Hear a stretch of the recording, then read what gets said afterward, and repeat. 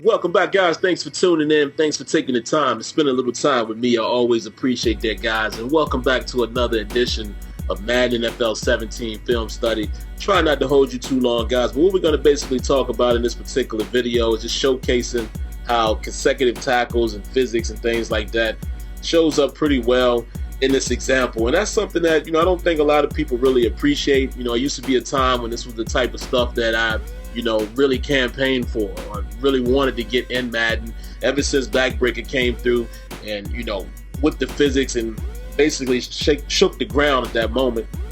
It's been continuing to improve in Madden. I think over the years it will continue to get better and better, just like NHL has. Well, let's take a look at it first, guys. Let me go ahead and get it to that point of the video. We'll run it in regular speed real quick, and then I'll go in and break down a couple little things. So as you're going to see here, Matt Jones has the ball. Real short, gain right there, maybe 2-3 yards if possible. So let's go ahead and take a look at what really happened. So let me fast forward a little bit here, guys. I want to get to this part right here with Trent Williams. So let's pause it here. I want you to take a look at this interaction. Throw it in slow-mo here. And just look at how, that looks pretty clean. I want to see more dynamic gameplay in the trenches, though, because, you see that a lot. And it's still, it's a nice looking rotation right there by the defensive lineman. And this is very key to me because this is something that doesn't happen enough in Madden. We all know, we watch football, or for those of us who play football, we understand that the defenders are always looking for the ball carrier. That's how they decide where they break free or where they're trying to push the blocker into or where they're trying to block shed. So what should always be happening is this should be his line of sight right here. Being that that's where his head is, he should be trying to locate the ball. All right. So it's a thing of beauty to see him realize that the running back is, running into the inside. He spins off of Trent Williams, and it's very successful right there. All right. So let's go ahead and speed it up. Take a look at some other things. We'll look at these interactions here and how it translates and how the lineman gets to the second level there. Good stuff right there. Like I said, I still want to see more dynamic gameplay.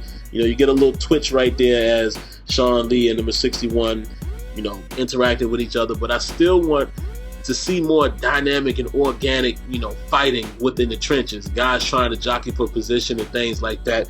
There's still room to grow in that area. All right, so we're going to go ahead and speed it up here. We'll look on this side. And this particular guy here, this tackle, gets a nice block on his guy as well. And again, this guy, this is exactly what I'm talking about. Where is he looking at?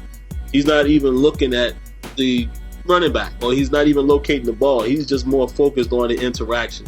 We got to go away from that, man. I want the defensive players always trying to track the ball for the most part. All right, so we'll speed it up a little more here. And as you're going to see, you can probably see it right there before I even zoomed on him. Jordan Reed is going to get his guy. Now, this guy's doing a good job looking for the football. Now, look at what happens when Jordan Reed gets there. See, he stops. Now, why did he stop right there? It makes me feel like it's a forced interaction. You see where the ball is going. Now, it's possible that he's playing his cutback lane or his force lane, whatever his responsibility is right here, whatever player he is in this scenario. But, you see where the ball is going. So why would you square up and go flat-footed right there? And then here comes Jordan Reed to get the block. It's good blocking by the offensive line, but like I said, some suspect reaction there by the defensive line. The defensive player, the linebacker there. Now look at Deshaun Jackson. This is something that I've seen in Madden for the last couple of years, but it's always good to see it. So let me show you that. Put that in slow-mo as well. You're going to get some funny player movement right here. But the fact that he put his hands up right there, it's always good to see that. Little things like that, not only does it grab the details, but it also, adds immersion to what you're seeing. It makes you think that this guy is aware of the situation. Like, again, you're going to see the little funny player movement there. Don't know what that's all about, but it's great to see him throw his hands up like, oh, I can't make the block because it's going to be blocking in the back. All right, so let's take a look at this again right here, guys, real quick, and we'll be done. Look at everything that's happening here. Jones is able to get off of this guy. Now, I like the fact that number 97 here goes to pursue Matt Jones, but look at what he does when he gets there. It's not as much as I would like. I would like to see him try to drive himself through Matt Jones. But let me speed it up a little bit. But look at what happens when he gets there. You know, it's kind of like I'm here, so I'm gonna lightly touch him. Speed it up here. So about right in here. Look at this. Watch what happens. You know, it's kind of like, you know, he's stuck in some type of AI moment or interaction, or he can't interact. I don't know what's happening there. But again, let's go back and back that up. I would like to see him. McClain should be trying to take this dude's head off. He has a beeline to him. I mean, you're supposed to be trying to knock this dude out. And you see the soft outcome. But anyway, let's speed it up more because they're still definitely positive in this play. You know, the fact that they're fighting this dude all the way to the ground. You know, multiple people interact. He shrugs off number 93. McClain comes. You see Byron Jones here on the back. Still stays up. Then you're going to see Sean Lee come in and finish him off as he's going to the ground.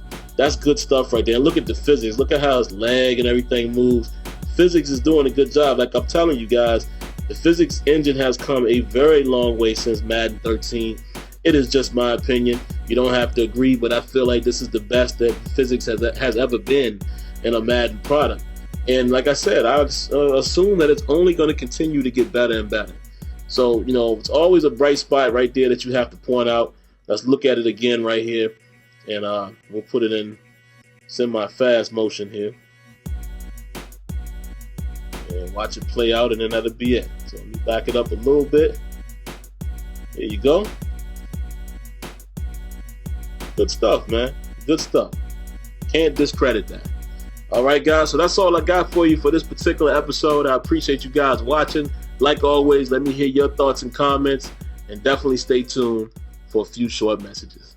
Peace. Oh, hold up, wait. Before you go, hit that sub box. Make sure you subscribe. Come back around for more content. And don't forget to leave your thoughts, leave your comments, and I promise it'll never hurt you to hit that like button. Another announcement real quick, guys. Sim Standard Radio has now moved here to YouTube via Google Hangout. Come check us out right here every Thursday night at 8 p.m. Eastern. All right, that's all I got for you. Okay, bye. Go ahead, get out of here.